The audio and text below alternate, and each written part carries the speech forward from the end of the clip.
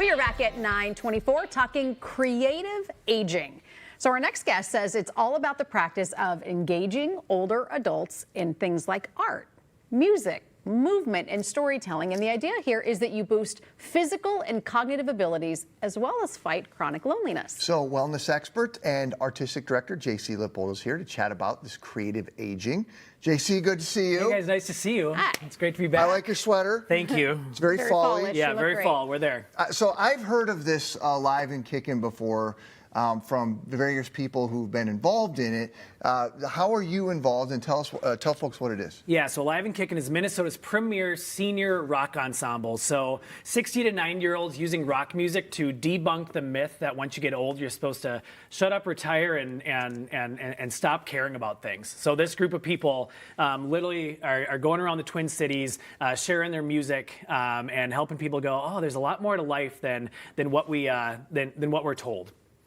How many people are in this organization? Yeah, so right now we have 47 cast members. Okay. 60 is the youngest. Chuck, who is 90 years old today, is celebrating his 70th wedding anniversary. Chuck and Carol today. Gosh. Happy anniversary, you two. Yeah.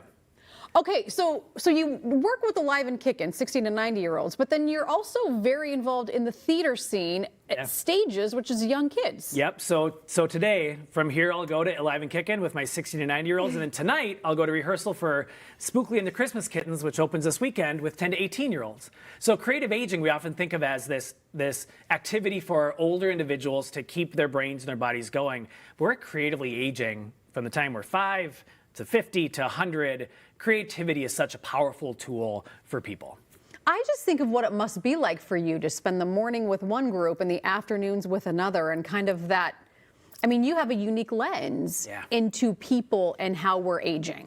Well, how often do we think that young people are naturally creative and it's easy for them to play and so on and so forth, and older people maybe not so much? I'll tell you, the same struggles present and the same fruit presents once people risk to go, I'm going to play, I'm going to create, I'm going to make something out of nothing. And I get to see that from the youngest to the oldest every single day. What are you seeing as far as like tangible cognitive changes for people? Yeah, so Alive and Kickin's a perfect example. You know, in a season, we're working on 26 to 30 songs from decades from the 50s to the 2020s. You know, this group is singing Kesha and Garth Brooks and Lady Gaga and Buddy Holly and Beyonce. And for them to have to go, we have to memorize lyrics, we have to learn stories, we have to remember choreography, we have to do all of these things that place us in moments of mindful, positive stress. The benefit that being challenged with memory, and not only like learning the words, but having to make this mean something to you. It's amazing how this offsets, you know, cognitive decline or helps them go, yes, I may need a walker, I may have a new hip or a new knee, but I need to figure out how I can use what I have in order to accomplish the things I want to accomplish and share the things I want to share. Okay, so Alive and Kickin', if you were to tell me at this age that I'm going to go be in an ensemble and I'm going to have to learn a Kesha song, I would like crawl behind this chair. First of all, you'd say, well, I know all the Kesha songs. So there have got to be other ways for people at home who are like, I don't have that ability in me right now, that they can still kind of work cognitively to kind of keep things sharp. Yep, absolutely. So I love thinking about it this way. There are things that have very clear answers, right? It's like 2 + 2 = 4. But if you're going to say, tell me about a story where you dreamed your biggest dream, all of a sudden people go, I'm going to have to think about that. So doing things like writing down your own stories or creating something. We have a cast member who joined a harmonica band. She's never played harmonica before, but she saw the opportunity to be a part of something and to do something new. So whether it be tapping into your history and things that are part of you or engaging in something that isn't a part of you yet, these are 2 ways that open up doors to exploring things that you currently aren't exploring, that are bringing you into pathways that are different than what you are currently normally existing in. So Megan said she'd rather crawl in a hole than do this, but I'm sure there are people who feel the same way, who are doing it now, who have taken that step. Well, so that's the thing. How often do people go, oh, I've always been told I'm not a singer? Well, think about Bob Dylan. Bob Dylan chose to not learn how to sing in the way that you're supposed to sing and became this person that everybody can mimic, everyone can find appreciation in. so much of the opportunity of creative aging is by walking into the space if I can't, or I haven't yet, or I've been told I'm not supposed to, and saying, I'm going to do it anyways.